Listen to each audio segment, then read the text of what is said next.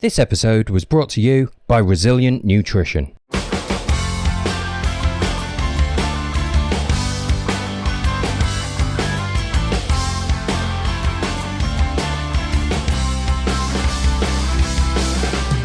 Pals, greetings and welcome to another episode of Everything Endurance. It is, as always, an absolute pleasure to have you with us today.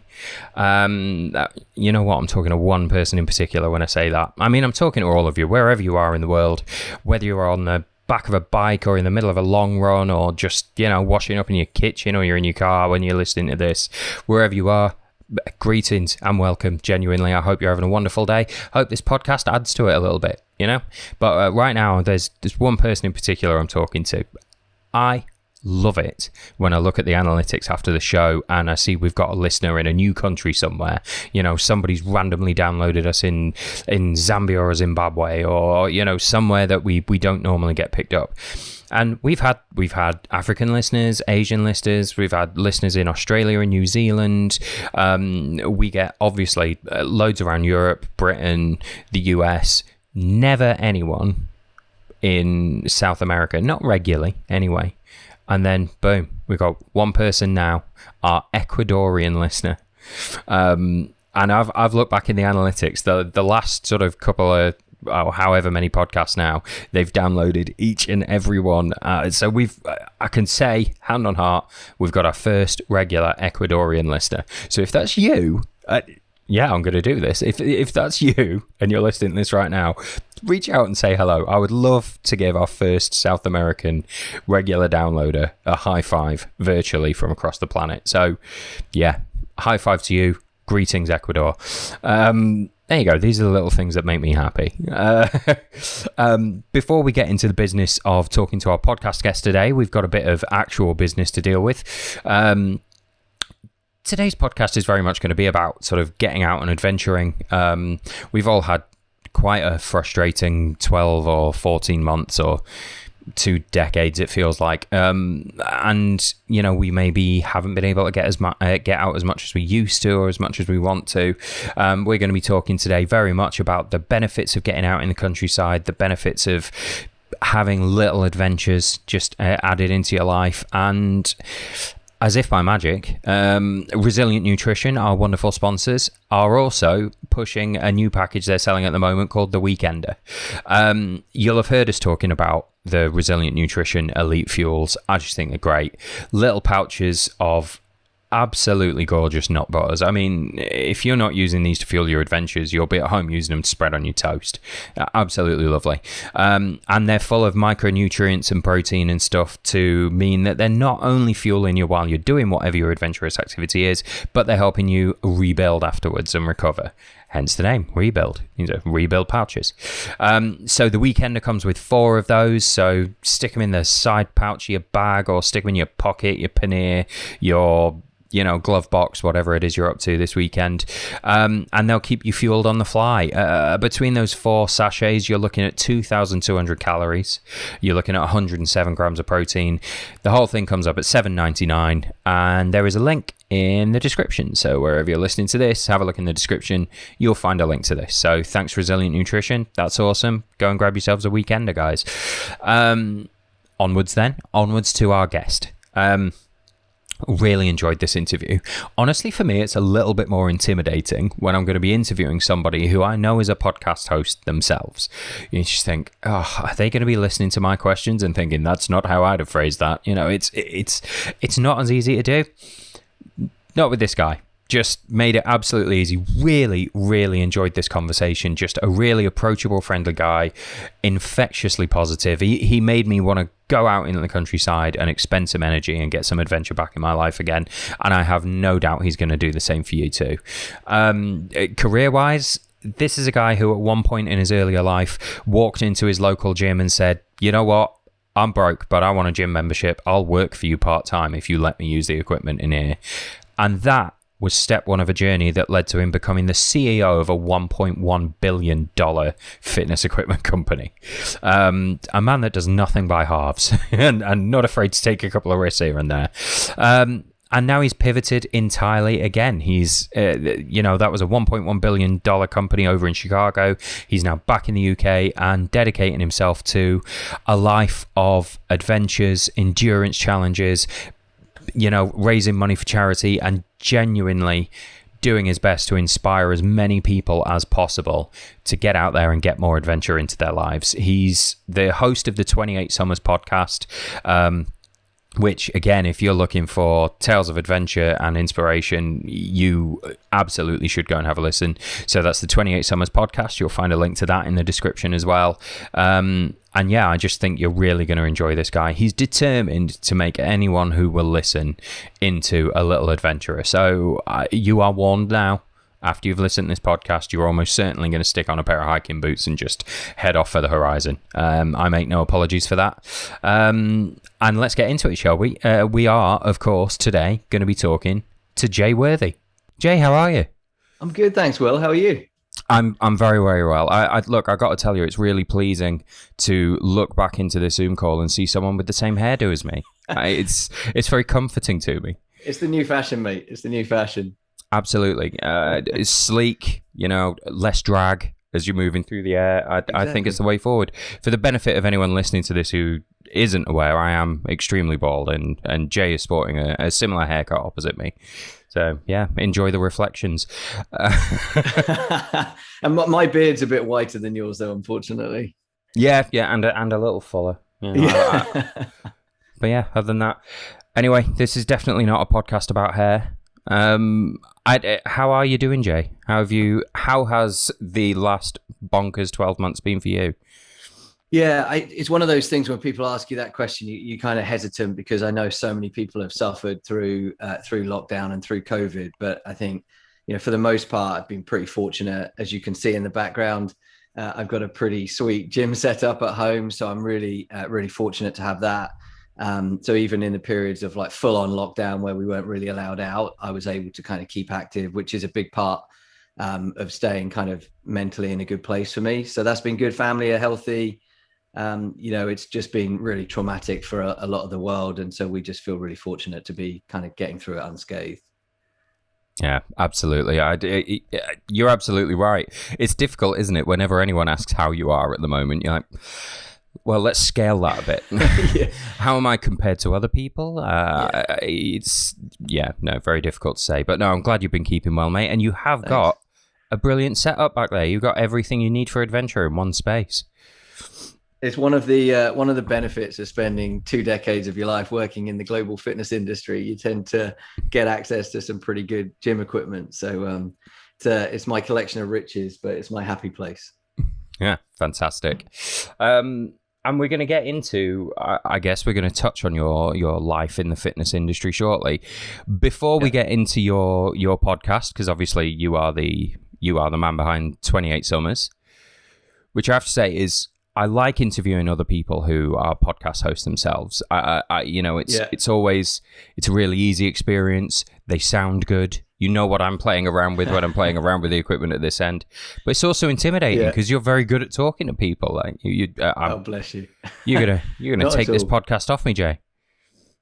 Not at all, mate. It's actually intimidating to me. I always find that the easy part is being the host, right? Because you can just ask questions, then sit back and let the guests do their work. So I always feel a little bit nervous when I'm on the other side of the mic.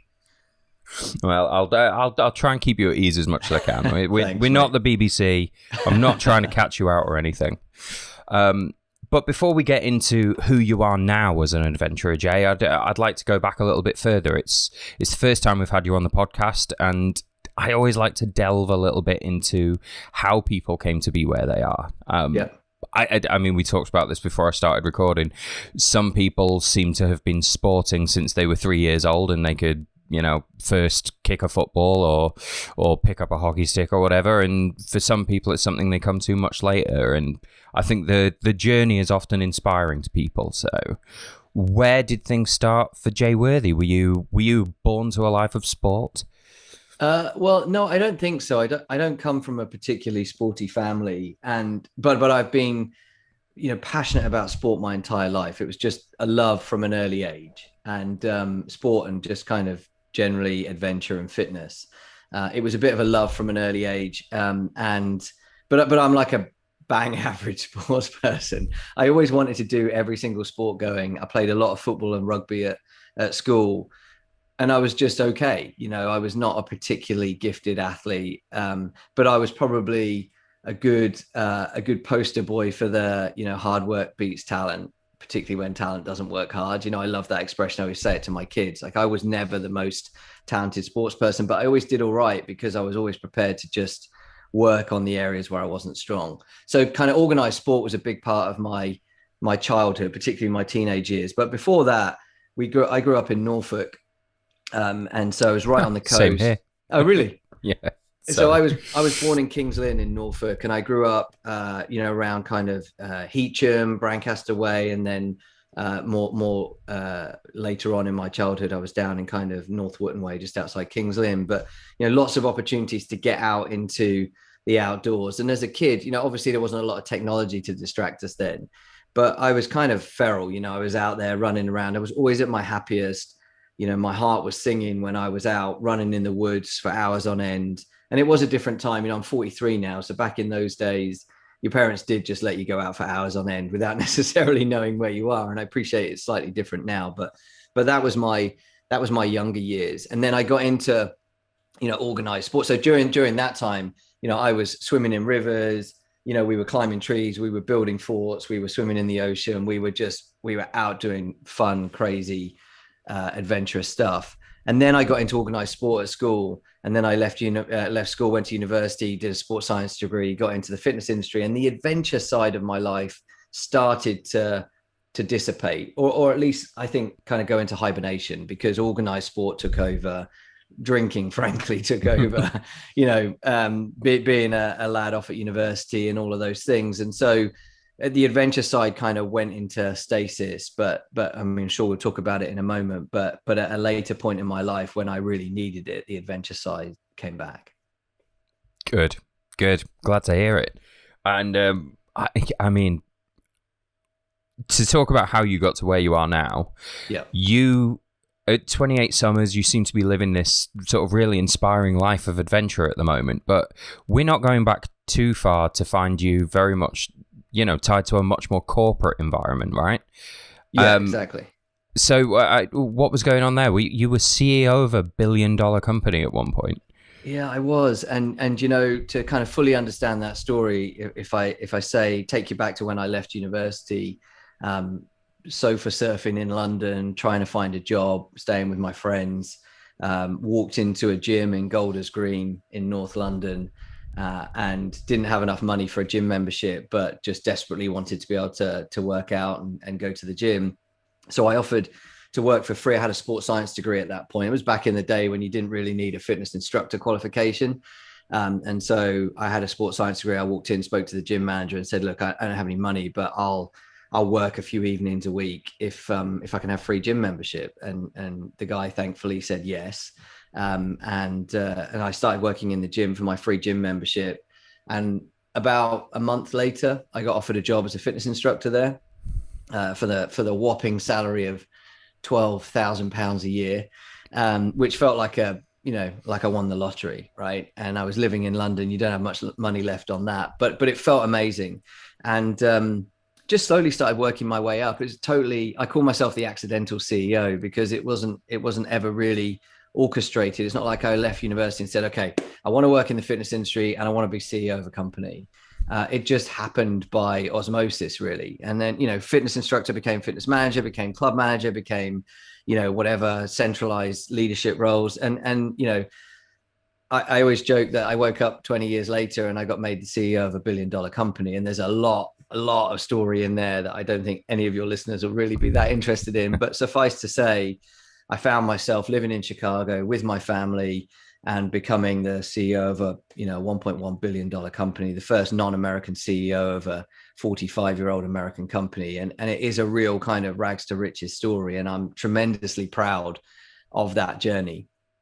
And then again, to spare perhaps the nitty gritty detail, for a variety of reasons, I think I put a lot of my own personal well-being and the well-being of my family on hold.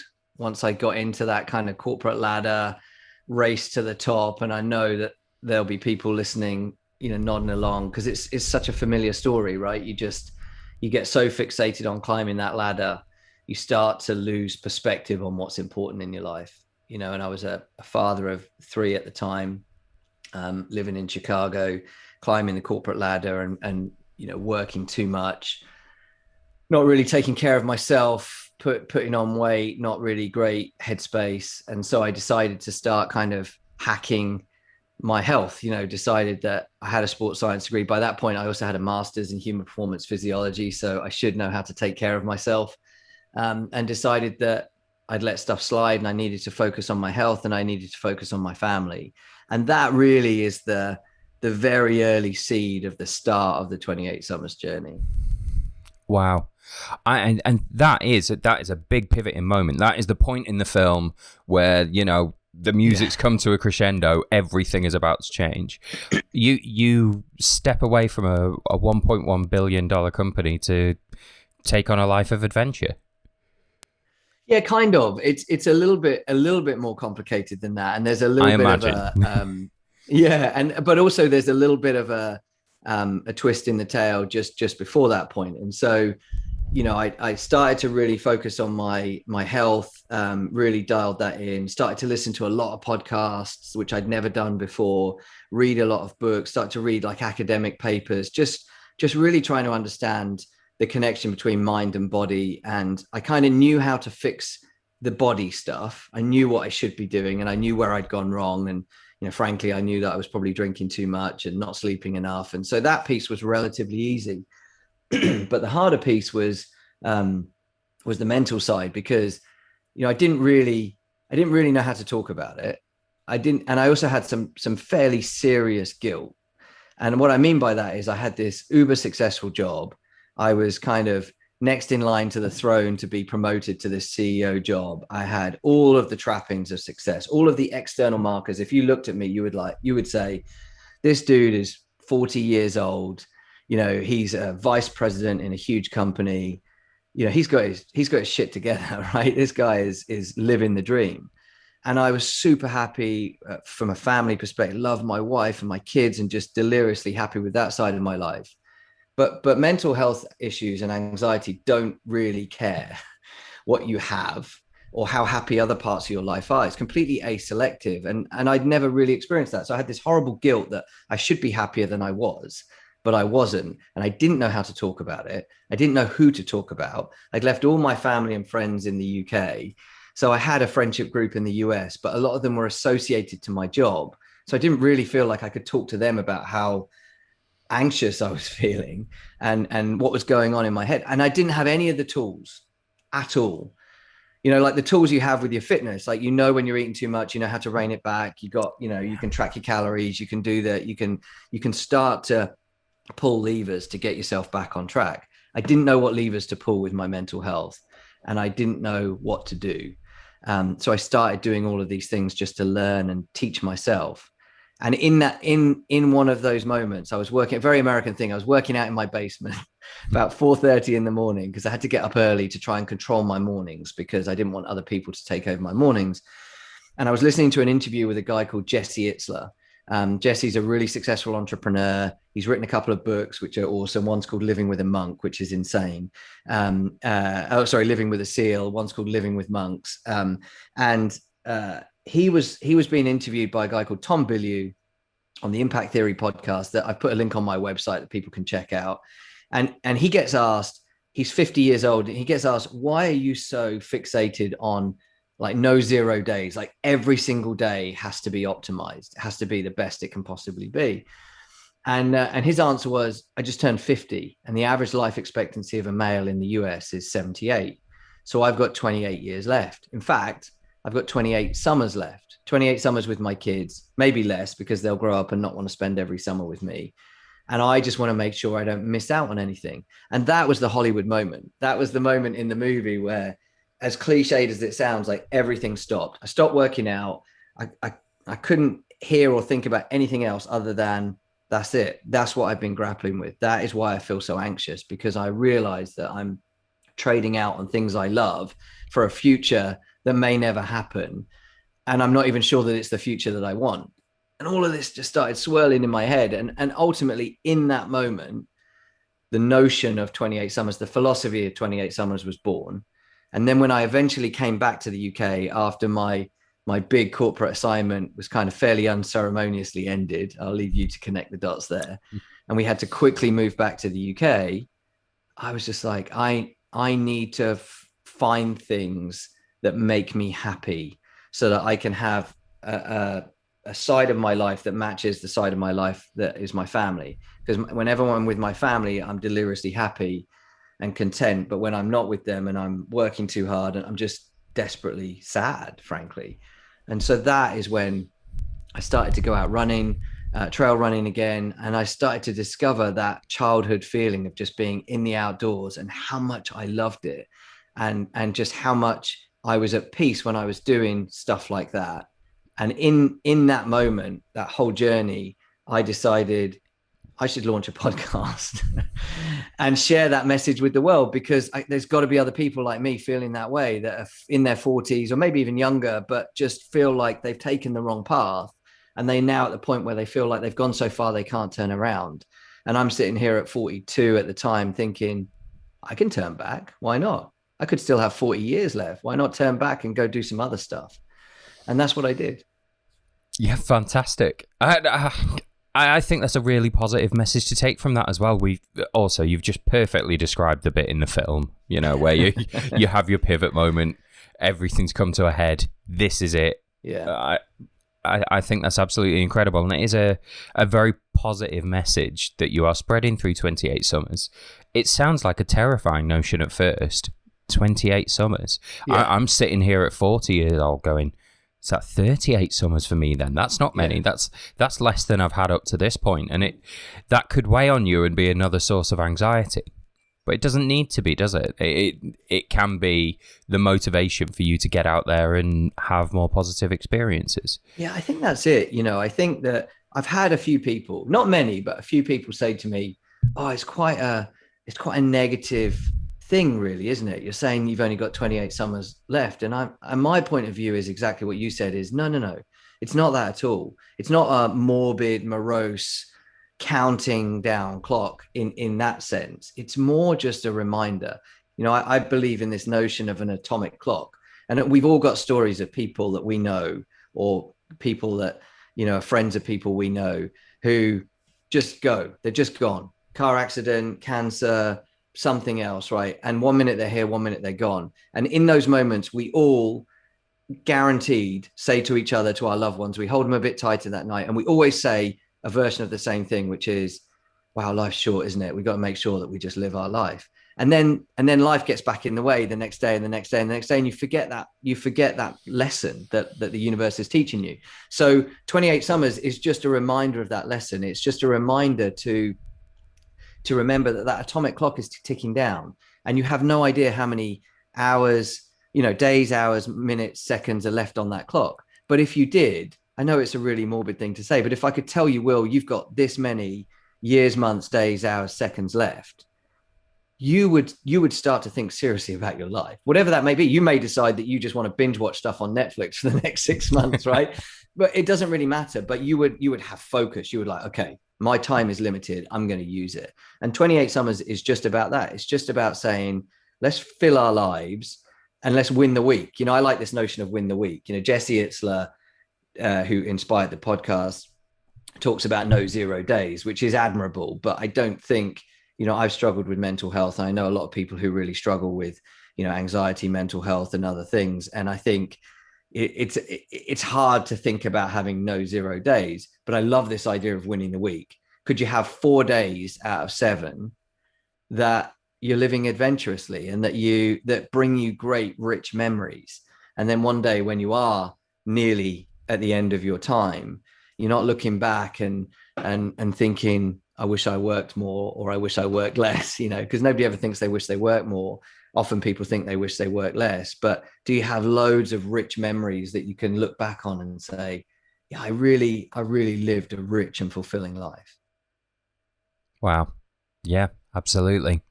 Yeah, it is. It's extremely poignant. It doesn't have to be seen as a negative thing. It comes with a little urgency, maybe, but as you say, if someone told you tomorrow, right, you've got 20 summers left from here, you'd focus on what you do with your time from here, wouldn't you? It's just a case of saying, well, I'm going to do that anyway, whether I know how many summers there are left on the clock or not. Well, you converted me. I'm in.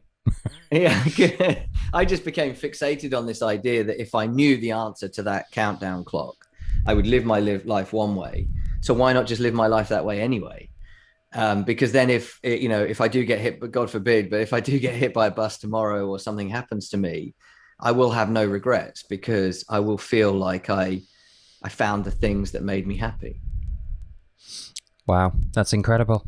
Now, look, I'd like to start getting into talking about sort of what kind of experiences you're talking about, and if anyone is out there listening to this and thinking, you know what, I'm in my 40s too, and I'm fed up with my beer belly, and I want to see some outside again.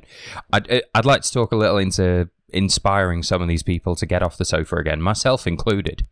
But we've skipped over something on your one sheet that I just want to circle back to for a second. There's the intriguing listing on here when I had a look back, and because I know everyone's always surprised to hear it, but I do a little research for these. Just says 2013 world record, nothing else, no other information at all.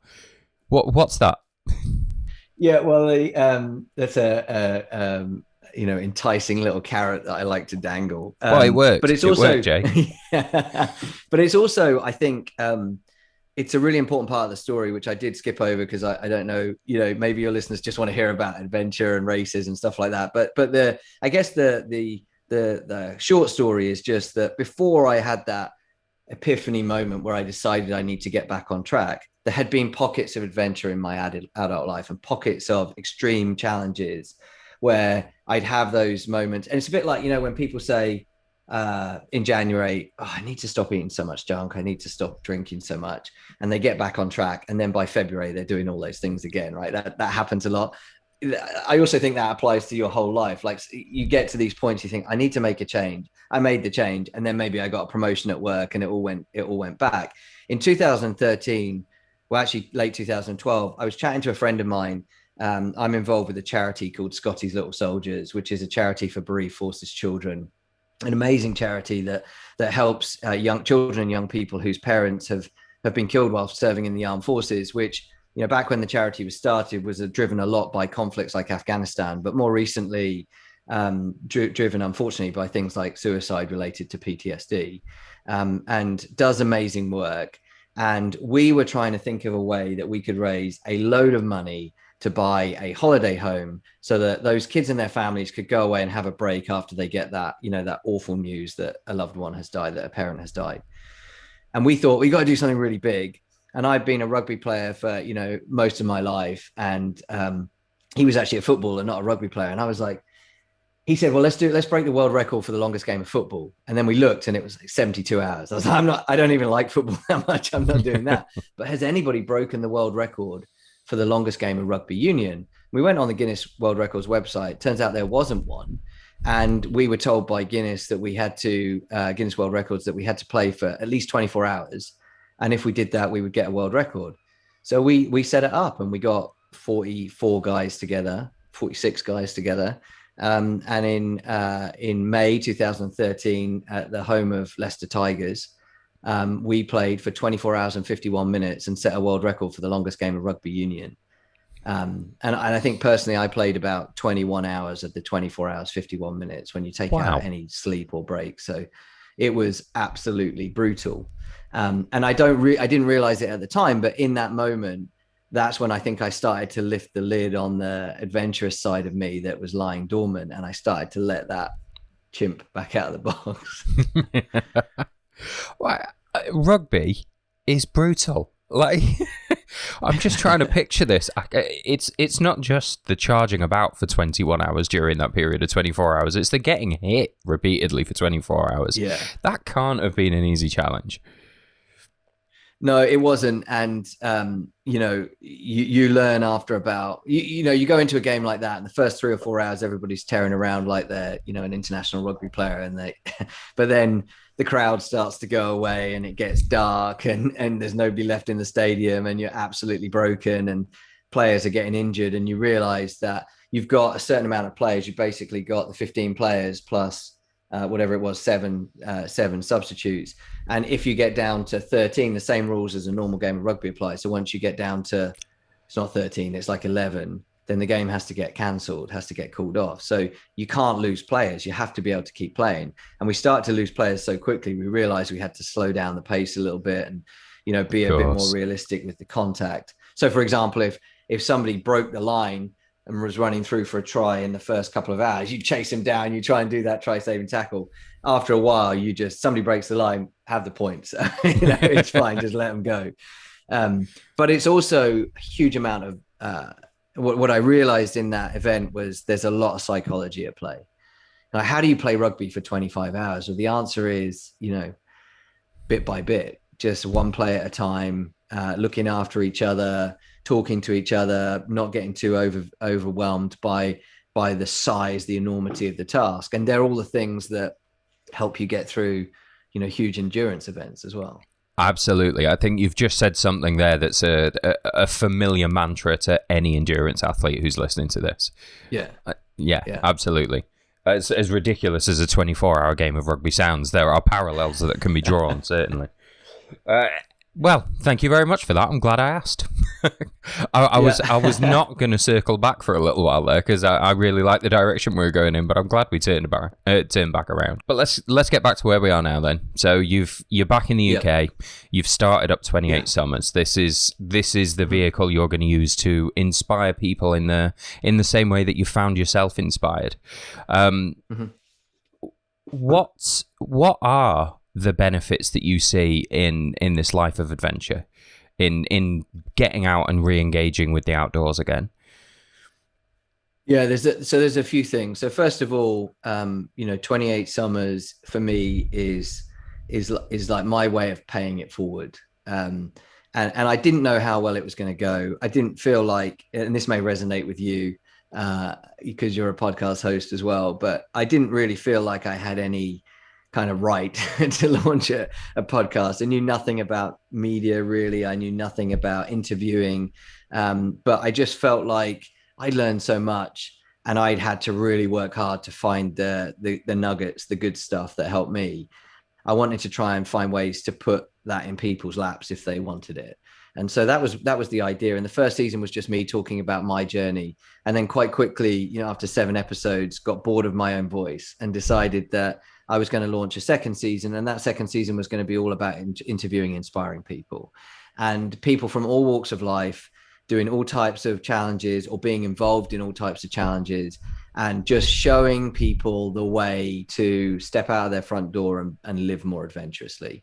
And I think you asked a really interesting question earlier about, if people are sat listening who may be wanting to do it, maybe have done stuff like this before, but haven't done it for a while, or have always dreamed about doing it, where can they start? And a big part of the message with 28 Summers is kind of dispelling the myth of adventure. I think that we have, over the years, ironically ascribed, because I'm a white bearded male, but ascribed adventure to white, gnarly bearded males doing crazy adventurous things like climbing mountains and rowing oceans and trekking jungles.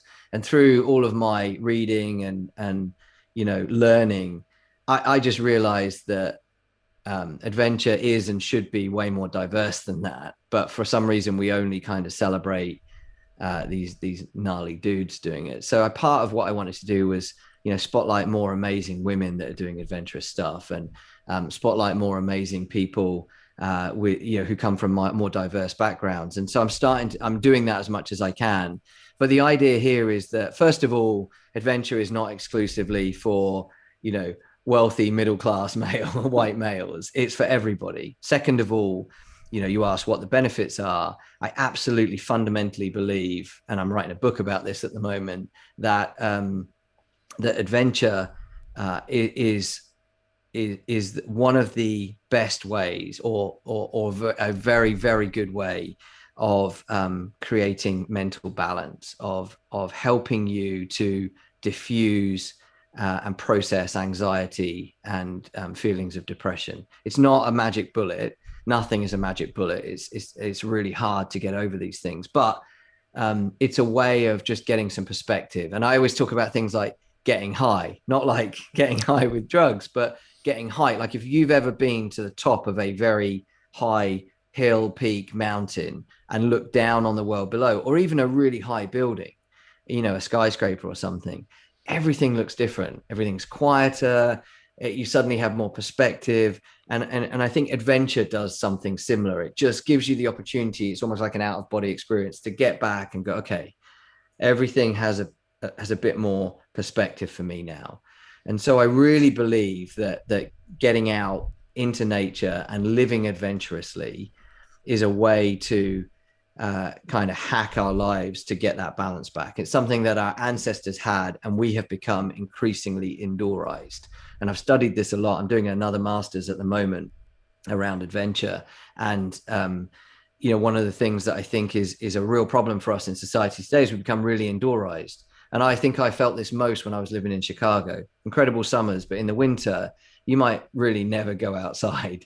You go from your heated house to your heated garage, to your heated car, to your heated car park at work, to your heated, office, to a heated shopping mall. And you never go outside, and you're missing out on all of that rich vitamin D and all of these things that nature can give you.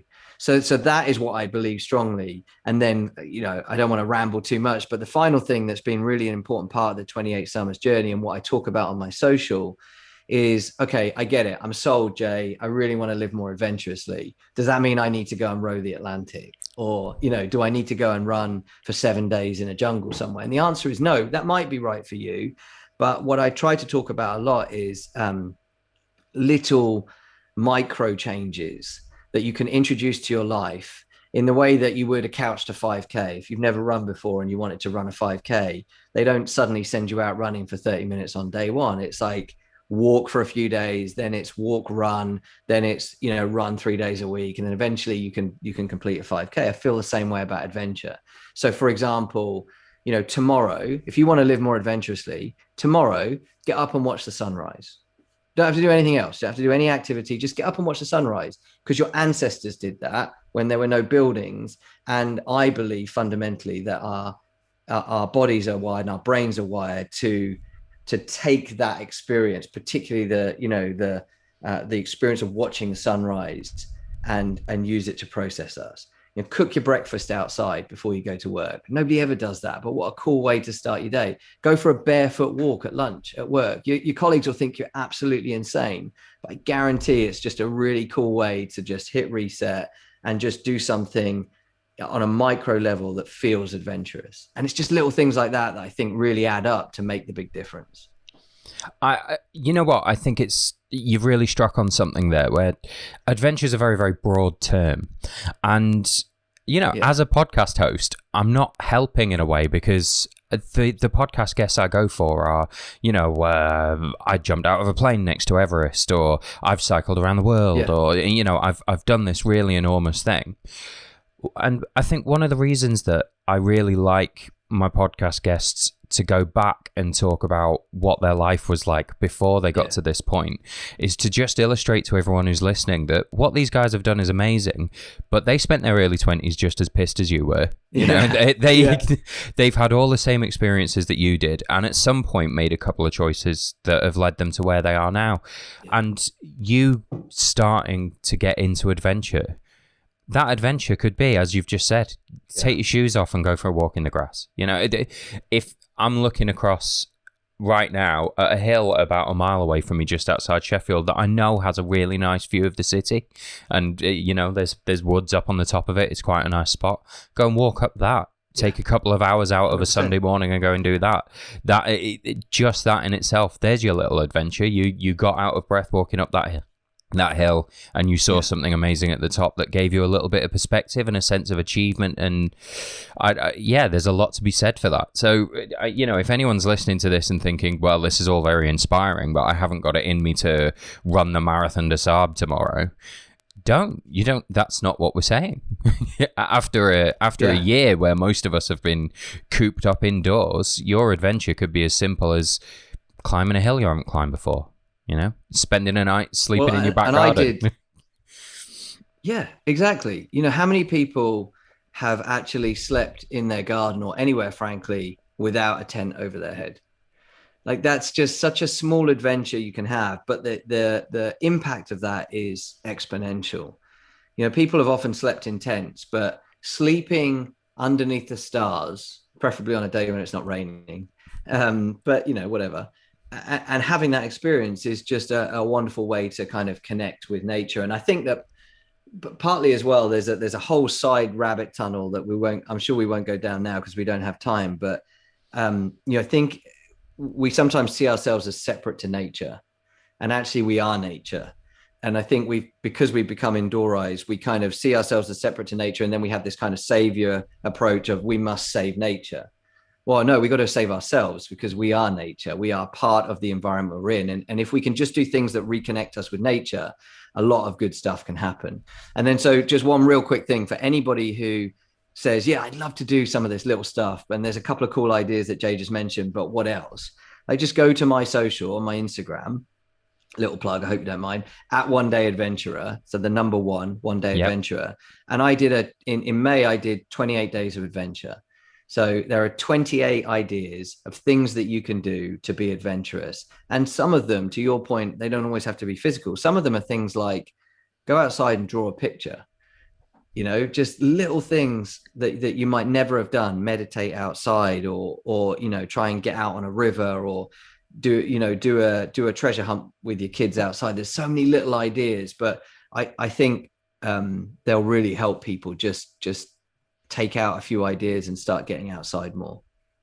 Yeah, absolutely. And there are huge benefits to that you don't have to be a internationally renowned adventurer or an elite athlete to get involved in today, Yeah.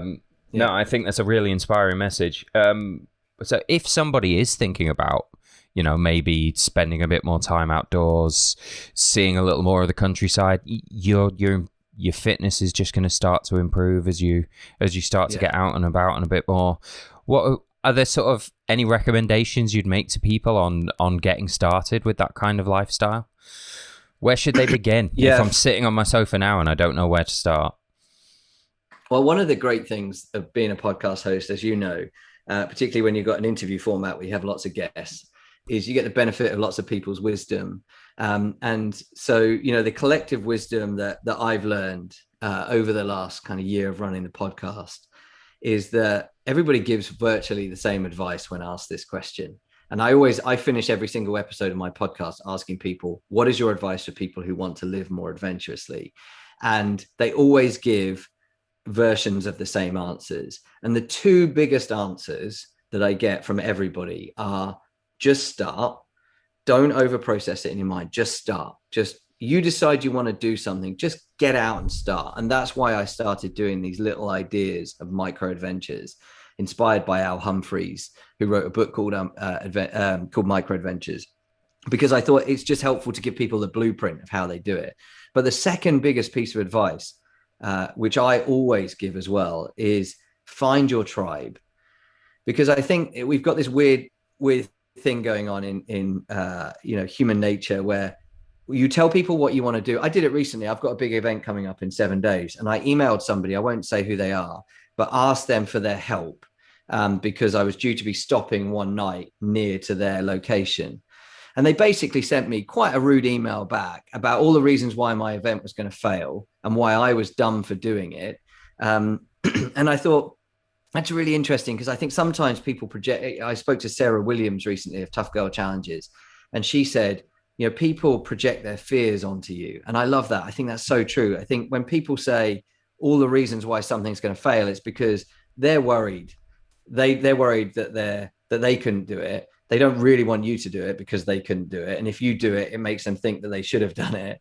And so they project their fears onto you. And so I think there's real power in surrounding yourself with like-minded people who are supportive. So when you say, I'm going to run the spine race, which I know is an event that you're involved with, people don't say, you're mad, you're never going to finish that. They say, that's awesome. You should follow this guy, this girl, this company, because you're going to get a load of great information. And by the way, my buddy, she did it. And, you should talk to her because she can really help you.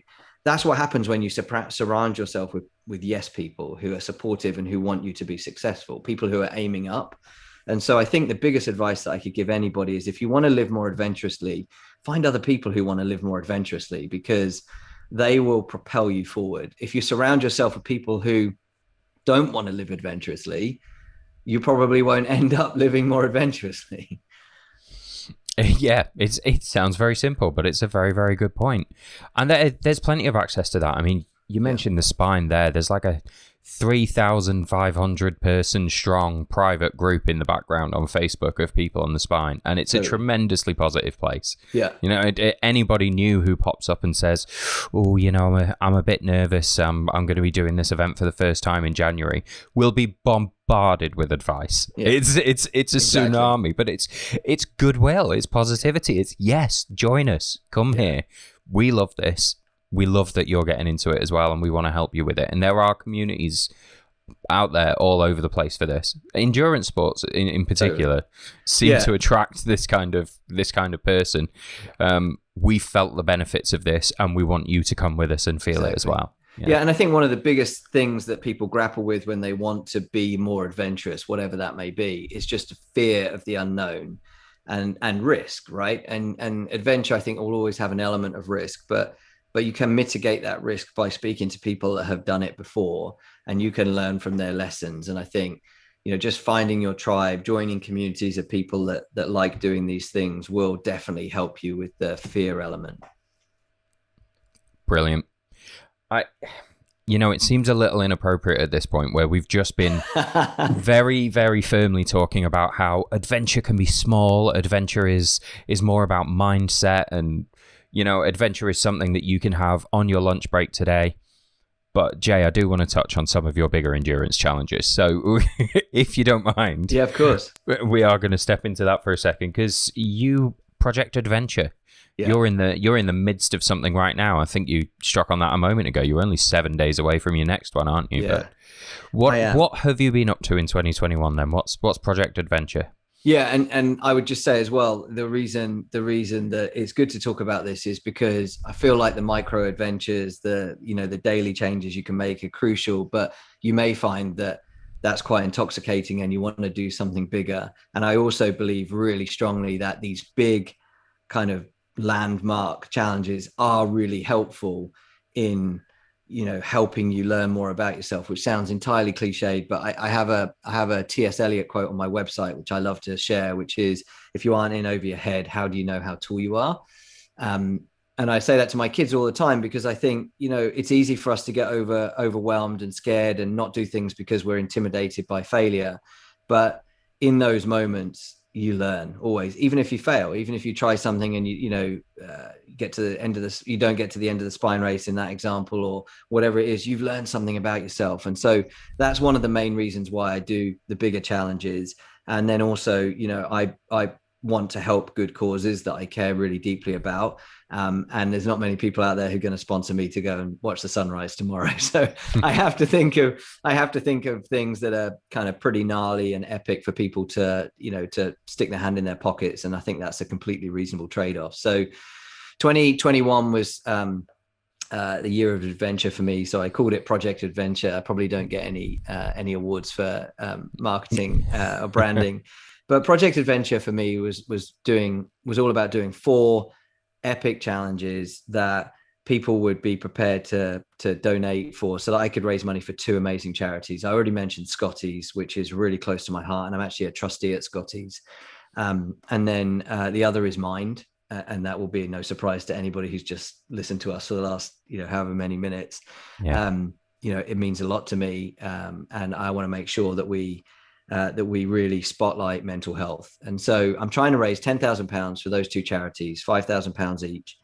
I'm about 32% of the way there, so more to come. I've done two of the challenges. The first was Tenny Fan, so 10 times up and down Penny Fan in South Wales. As many, or ideally was as many reps as I could, but ideally 10 in 24 hours. I completed that challenge in May. I did 10 in just under 16 hours, Wow. which was, a real shift. And driven by the fact we knew there was a big storm front coming in, so I had to try and get it done because the weather was going to be pretty gnarly at the top. So delighted with that. And then I just came back about 3 weeks ago and haven't quite processed this one mentally, because it was, I mean, to call it a life-changing experience would be a massive understatement. But a few weeks ago, I was fortunate enough to fly to the Exuma Islands, which is an archipelago, a chain of islands in the Bahamas. But at this point, people think I basically went on holiday to the Bahamas, but what we essentially did was we gravel biked the length of Little and Great Exuma, which is 80 kilometers, and then we jumped in sea kayaks and we kayaked from the tip of Great Exuma all the way to Norman's Cay. It's about 160 plus kilometers. Covering the full island chain, never been done before. Nobody had ever kayaked that full distance before. And it was just, we were wild camping on beaches on the way. And it was just a breathtaking experience, as well as the hardest thing I've ever done. Wow. You know what? I've talked to some people doing endurance challenges on this podcast before, but I think sea kayaking is a first for this particular interview. Oh, there you go. I mean, what are the challenges particular to that? How did you prepare for such a long distance in a sea kayak? Yeah, so a lot of physical training, specific to kind of long duration endurance, and upper body mobility, upper body endurance, lower back strength. I mean, I still really struggled with lower back pain. You're talking about 10 plus hours, maybe even more, some days 12, 13 hours in a kayak. It's an interesting challenge though, because it's kind of low heart rate stuff. So it's like first gear, you just kind of keep on trucking. You just got to keep going. And then there are periods where you're maybe doing crossings between islands where there's quite a lot of flow. The tide is quite strong, and you have to, paddle quite hard. So that heart rate goes up, and that's more challenging. But then I think also just the ability to endure from a mental perspective is key, because it's just relentless. It's a real contrast. It is the most stunning place on earth, or one of the most stunning places on earth. You're lying on beaches in hammocks. The islands are uninhabited. There's no other humans on this island, and you're lying down, you're looking at a sky with a billion stars in, and you can't take a picture of it because it never captures it on film. And you realize just how fortunate you are to be there. But your skin's chafed, you're red raw, you're exhausted, you're running really at a calorie deficit because you can't get enough calories in, and you've got to paddle 12 hours plus the next day in 32 plus degree heat, 80+% humidity, no shade. It's a process of attrition. And so, yeah, it was a wild experience. We saw sharks. We had an 8-foot bull shark go underneath our kayak at one point, which is, you feel pretty small in that moment, but also what a privilege. Sea turtles, stingrays, barracuda, just nurse sharks. It was just amazing. Just the whole experience was absolutely breathtaking.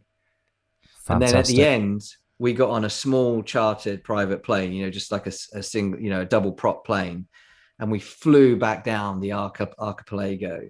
So we saw the whole journey that we just done, which was amazing. What a way to kind of bring it to a close and process what you'd just done and realize the scale of what we'd achieved. It was amazing. Oh, you're killing me. That sounds amazing. It was amazing. I'm picturing this as part of that film we were talking about earlier. The montage sequence here is beautiful, Jay. Yeah. No, and then I've got two more events coming up. So one is just in a few, depending on when this goes out. So it's coming up at the start of August. And so it's with a friend and I are trying to break the world record for the fastest navigation of the River Thames. So it's 202 kilometers in a kayak, single kayaks, 202 kilometers, 43 locks. We're aiming for sub 78 hours. So it's going to be pretty epic. And then in September, I'm individually on my own going to be doing a source to sea. So I don't think anybody's done this with a pack raft before, but I'm going to travel from the source of the Thames in Kemble all the way to beyond Teddington Lock to the Thames barrier. So from Kemble to Teddington Lock, I'll be alternating essentially like 10 hours on, 10 hours off, pack rafting in an inflatable pack raft and kind of running, tabbing along the side. So you alternate, you kind of leapfrog all the way down. Once I get to Teddington Lock, ditch the pack and then run a marathon to the Thames barrier. Wow. Yeah. Okay. And I'm not a marathon runner. I am not built like a marathon runner, but that's the challenge. And so those four combined make up Project Adventure. And I'm hopeful that I'll get to the £10,000 that I want to raise for those two charities. I think one of the things I like about those challenges the most is they are quite inventive. They're quite new ideas that you've had there. Yeah. It's not just, I'm going to break a record from running from this point to that point. Yeah. It's kind of inspiring for the person who's sitting at home thinking, well, what is an adventure? It's whatever you decide it is. It's whatever is going to be challenging and rewarding for you. Yeah. And you've done that on a very grand scale across 2021. Yeah, and I hope that one of the things that I really hope is that, I mean, maybe Exuma aside because it's on the other side of the world, but for the other challenges, so like Penny Fan, somebody might listen to that and think, I live an hour away from Penny Fan, I've never climbed it. Like, go and climb it. It's actually a pretty straightforward walk. There's no technical aspect to it. Take you a couple of hours to get up there. You'll have a breathtaking view. The Thames, if you're thinking about you want to do something like that, the navigable Thames is 200 kilometers, but why not go and walk it over the course of a year? So, every month go and walk a section. And then by the end of it, you'll be able to say, yeah, in 2022, we walked the Thames. And you don't have to do it in one go and, go through the sufferfest that I'm going to go through because you're not raising money for charity, but you're going to see amazing things. You're going to see kingfishers. You're going to see amazing, wildlife, great sunsets, great sunrises, and probably meet some really cool people as well. And what a great story to say, yeah, I walked the Thames. Absolutely. Incredible. Now I want to walk the Thames. So what's on the bucket list for Jay Worthy? There must be some challenges you've got to.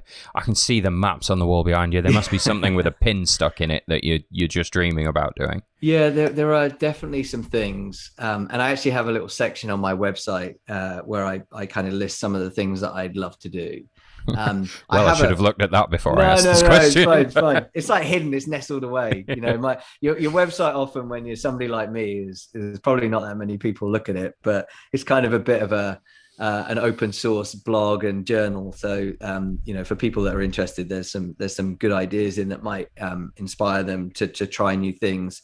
I have a 50 by 50. So part of my mission really is, which we haven't had a chance to talk about, but I want to be fit. When I had that moment where I decided I had to get myself back in shape and get back on track, I gave myself a target of being fitter at 50 than I was at 30. And I was in reasonably good shape at 30. So that's a pretty aggressive goal. And I came up with 50 things that I wanted to do by the time I was 50. And I've actually scratched off a load of them, but there are still some others on there. I'd love to, when I was younger, I wanted to climb Everest. I don't have that dream anymore. I'm a dad. I think there's just too much risk there and it's extremely expensive, but I'd love to go to base camp. I'd love to hike to base camp and just see it. I'd love to go to the jungle. I've not gone to the jungle before. So I'd love to. I know it's tough and horrible and everybody who goes says, you don't want to go to the jungle really, but something like you guys do down in the jungle would be.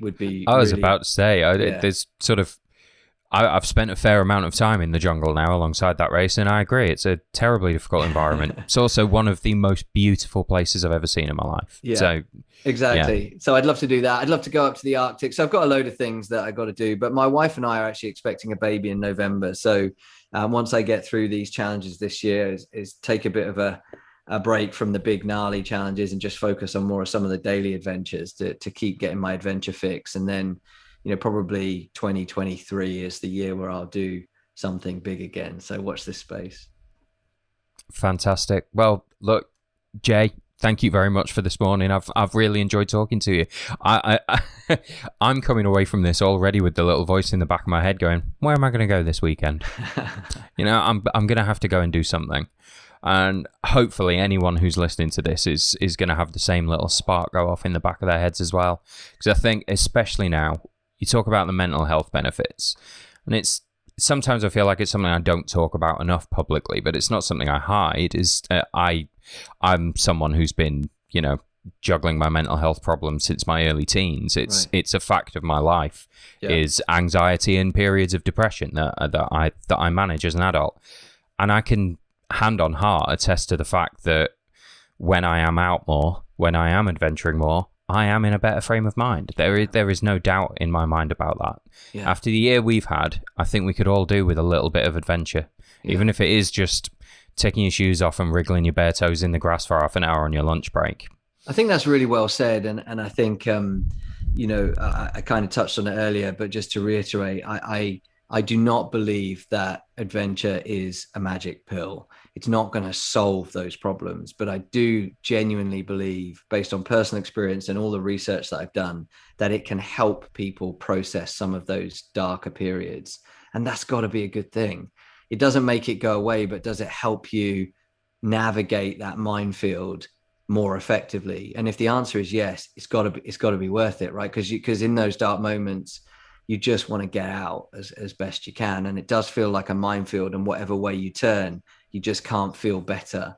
And so if anything can make you feel better, it's got to be worth a try. And that's my hope with the work that I'm doing with 28 Summers and the book that I'm writing, is just that it can be a bit of a blueprint's probably the wrong word, but a guidebook. It's like a Lonely Planet guidebook to say, look, if you're feeling this way, try some of this stuff, throw some darts at the board and maybe one of them hits, and it just might help you. Amazing. Well, I'll tell you what, Jay, you've sparked something in me this morning. I'm going to be starting my day today with a much bigger smile on my face than I would have been otherwise. So thank you for that. Yeah, top man. It's been a great privilege to come on. I really appreciate you've had some amazing guests. I feel really humbled to be asked to come on, but I've enjoyed chatting to you, and hopefully people have enjoyed what they've heard. And they certainly can come and check out the 28 Summers podcast or find me on social, and always drop me a message, because I'm always keen to chat. No worries. I'll make sure we've dropped a couple of links in the description of this podcast as well, so everyone can come and find you. Thanks, because you too have had some great guests on. I'm going to be tapping you up for your contact list 100% once we've stopped recording. So, yeah. Thanks very much, Jay. I hope you have a fantastic rest of your day today. You too, Will. Thanks, mate. Take care.